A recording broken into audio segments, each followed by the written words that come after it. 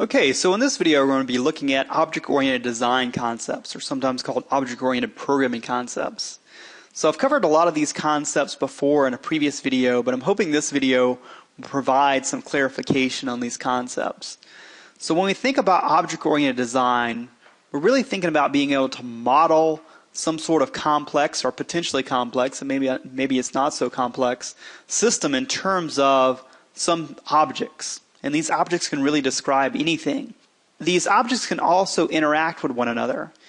And one of the main things that we need to get an understanding of when we start talking about object-oriented design or object-oriented programming is this idea of what is an object and what is a class. In terms of classes, we say that a class is just simply a blueprint or a template. It's defining something in terms of data and operations. So let's look at some examples to clarify some of these ideas. Okay, so for our first example, we're going to model this idea of a television.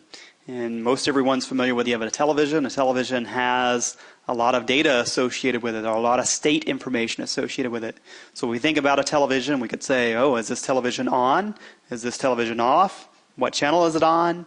What's the volume level? So all of these things here that we just said, the on, the off, the channel, the volume level, it would all be the data or the state information associated with the television. Now, in terms of operations, we can imagine being able to turn off the television or turn on the television, to change the channel, to change the volume.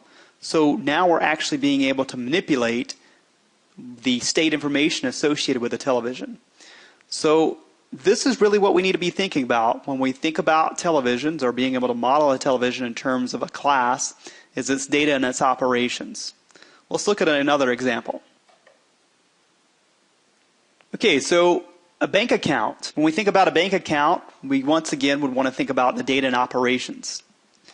So for the data information associated with the bank account, we'd think about the name associated with that bank account. Maybe they have an ID, the amount that they have in savings, the amount that they have in checking. So all of this stuff is things that we can know about a bank account. So when we think about data, our attributes, our properties, these are things that we can know about some particular thing.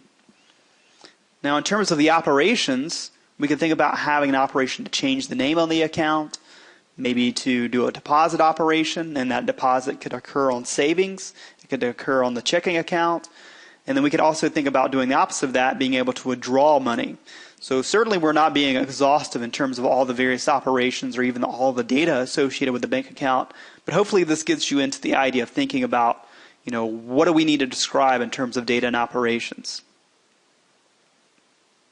Let's look at one more example, and that's the idea of superheroes. So when we think about a superhero, we could also model a superhero in terms of its data and its operations. So in terms of its data, we could think of the name of the superhero.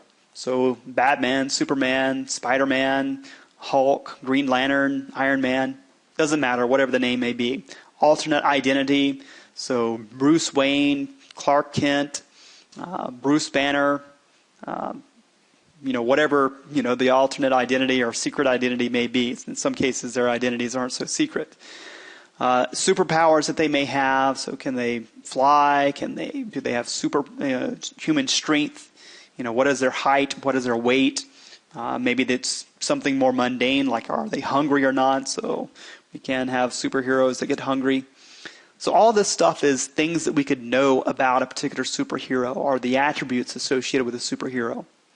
Now in terms of the operations, there could be a lot of things, right?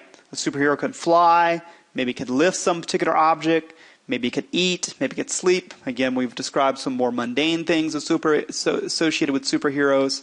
But again, these are operations that a superhero could do. So in the case of eating, maybe this relieves the superhero from being hungry anymore. If hungry was like a state information, some sort of Boolean value. So hopefully you have an idea now in terms of what are we talking about when we would describe a class. And when we're talking about a class, it's just, again, a blueprint or a template to describe something in terms of its data and its operations. So now let's look at this idea of objects. So we know what a class is. Class, again, is that blueprint, that template that describes something in terms of its data and its operation. Well, an object is just simply an instance of a class. So we're talking about a specific superhero or a specific bank account. So now that we have a definition for what an object is, it being an instance of a class, let's go back to our superhero example and take a look at specific instances of the superhero class. So here we have two instances of the superhero class, one of them describing the Hulk and the other one describing Rogue. So if we look at Hulk, in terms of its data, we would have its name being Hulk, alternate identity being Bruce Banner, superpowers, it's got unlimited strength, its weight, 1,200 pounds, height, 7'8", hungry, maybe he's hungry for whatever reason.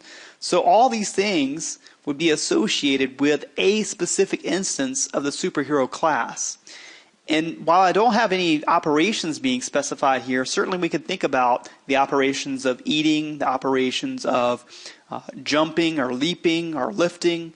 So all of those things can be performed by this specific instance of the superhero class.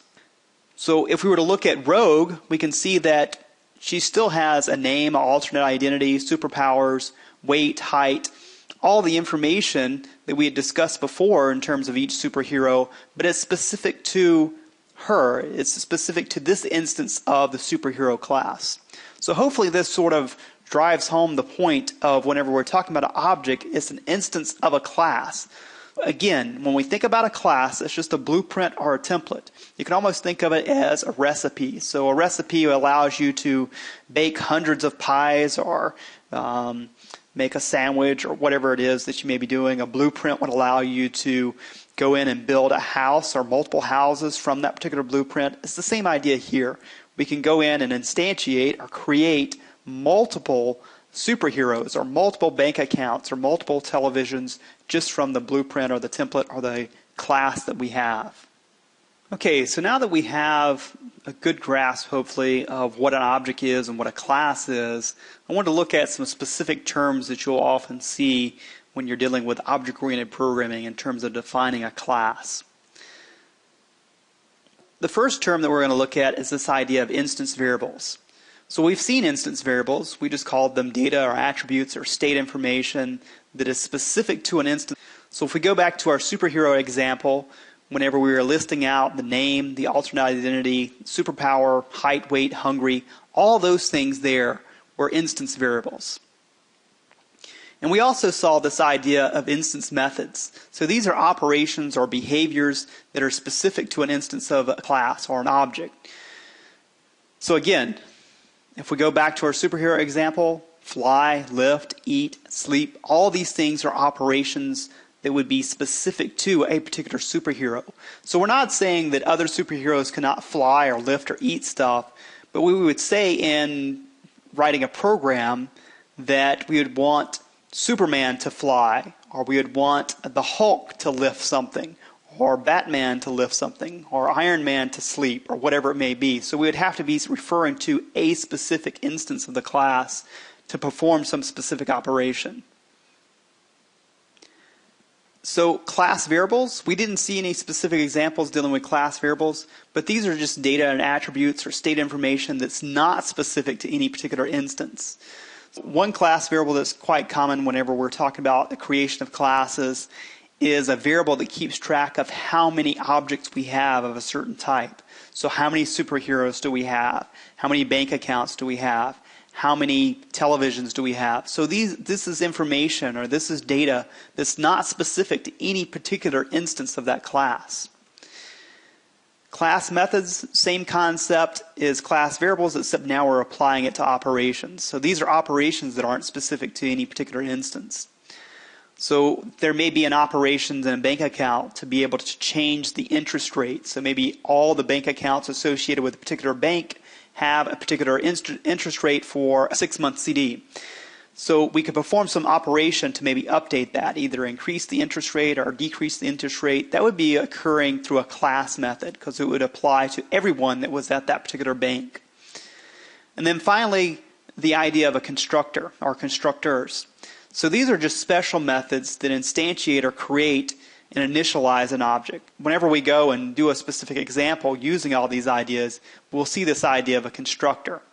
Okay, so that pretty much wraps up this video, and hopefully you've gained better insight into these concepts of object-oriented programming and specifically the idea of objects and classes.